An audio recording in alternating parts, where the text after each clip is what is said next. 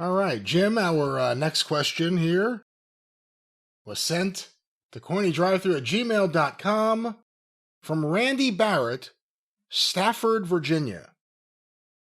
Mr. Cornette, I have a quick question for you. A coworker of mine is a huge wrestling fan who attended Gardner-Webb in the 1980s. He mentioned a time when you and the Midnight Express wrestled there in late 84 or early 85. He was a pretty big guy, sitting up in the front row, and remembers jaw-jacking back and forth with you.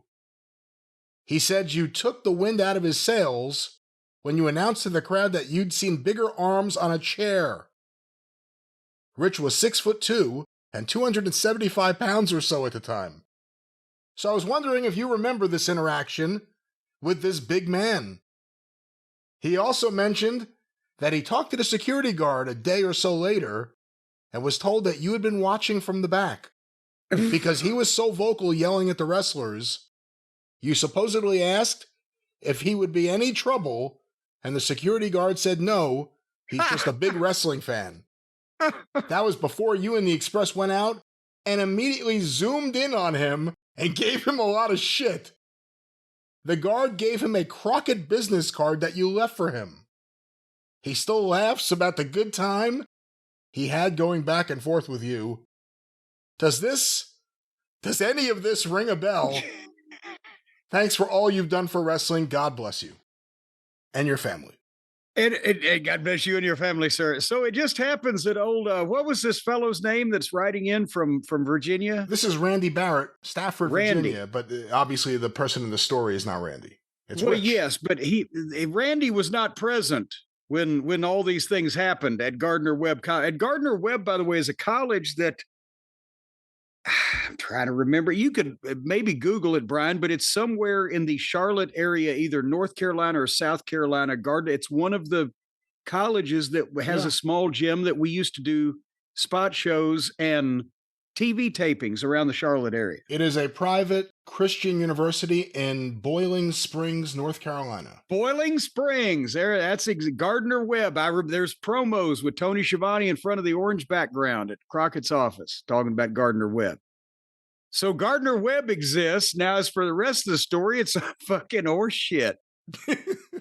I hope, Rich, maybe Rich is dead, so that way he won't suffer the indignity of, no. Number one thing, bigger arms than on a chair has never been in my fucking repertoire of witty repartee and snappy comebacks. I don't remember. I remember a lot of big guys in the front row of all these towns, but I never left a Crockett business card for anybody because I never had any. I didn't have my own business card.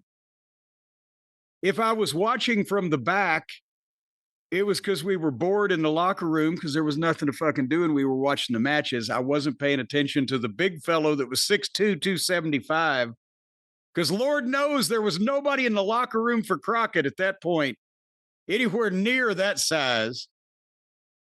But what it was this fan went to the matches, and instead of telling his friend from Virginia, I sat there in the front row and watched everything, he, as was the common in those days, was trying to make himself more the center of attention, the center of the story. He caused some stir. Look at me, pal. You should have been there. You missed all kinds of stuff. I'll tell you what you missed because you weren't there. You see what I'm saying, Brian? Why would you leave a business card? Like, hey, kid, you did great. Call the office. Like, why would you do that? That's sad to say. Yeah, he left me a business card like, hey, you ought to be a wrestler like us. You look at you. That's what a lot of guys in those days would go to the matches and they'd go back and tell their friends that they made some type of impression on somebody for doing something. They know not to mess with me down there. That's just what they did. All the stories you talk about with like riots or even just fan interactions, with the towns that you were going to regularly, in I guess primarily Mid-South or actually Mid-South, Crockett, or Smoky Mountain, Forget about, like, I knew this instance, there would be a lot of heat. Were there certain fans that you knew because you saw them regularly, like, that's the fan, that's the trouble fan, that's the fan? No. Or were they gone usually quickly? No, well, no, because, well, for one thing, that they didn't last long enough. But no, the people that you saw every week, and of course, there were still some, old ladies that would get carried away and whack you with the purse or throw a cup at you or whatever. But the people you saw every week were not going to cause the trouble. The people that hit the ring, or the people that got overly into things, try to get you on the way back or whatever, they were the ones that just came. They probably weren't sitting ringside. They probably were general admission, but they got closer to the ring when shit started happening. Or they just, he's there every once in a while. He wants to get drunk and watch the matches, and he lost control of himself. The regulars, not only, I won't even say they had all figured it out, but they'd seen enough that it took more to get them really pissed off, and they didn't want to fuck things up because that was their thing they did every week or every 2 weeks or every show or whatever. But now, having said that, one night at the Gardens, the way that we originally got front row tickets before Teeny had started, just letting us in. We were me and my mom, part of the show at that point. This lady that had 4 front row tickets reserved, because that's in those days, the first 3 or 4 rows was all reserved. Same people got them every week. Well, a couple of the people that came with her moved out of town or whatever. And she said, "Hey, would y'all like these?" "Okay, we'll take them." Well, this woman, she'd known Fargo for years. She used to bring him bottles of whiskey as a present every now and then or whatever. She'd been sitting there all this time, and she was fairly smart she didn't know anything about Booker or booking or whatever, but she knew somehow they were not trying to kill each other. She brings her son-in-law one time. He's sitting front row. By the end of the night, the last match, I'm taking pictures. Guess who shot past me under the ropes, get in the ring, get the shit kicked out of him? Her fucking son-in-law. I said, "What the fuck is that?" And she's trying to grab him, hold him back. They beat the shit out of him, tossed him back. He never came with her again. That's an interesting thought, though. Like, how many fans who hit the ring or try to attack the wrestlers on their way, coming and going, are regulars versus people who came as a one-off? These people, I'm not saying they never came.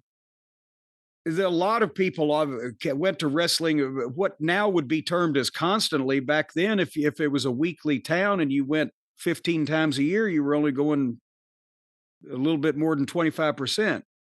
But they were generally, again, the ones that are sitting up in the stands, milling around, a little bit too much to drink. Most of the ringsiders, but even then, one night in Lawton, Oklahoma, the guy in the front row who picked up the fucking chair. We're going to come after me in the midnight when we were leaving the ring from the Fantastics, and Bobby grabbed a chair, and 15 other people in the same section of ringside picked up a chair. So Bobby put the chair down, and everybody else put their chairs down. And they just beat the shit out of us hand to hand on the way back. All right, Jim. What was the question? The question was about Rich, who was a big fan. Well, fuck Rich. Fuck Rich. He's a big bullshitter. Well, I'm sure he meant well, and I'm sure he was really proud of that story. Thank you for sending your email. and if he's gonna lie about me, give me better material. Seen bigger arms on a chair.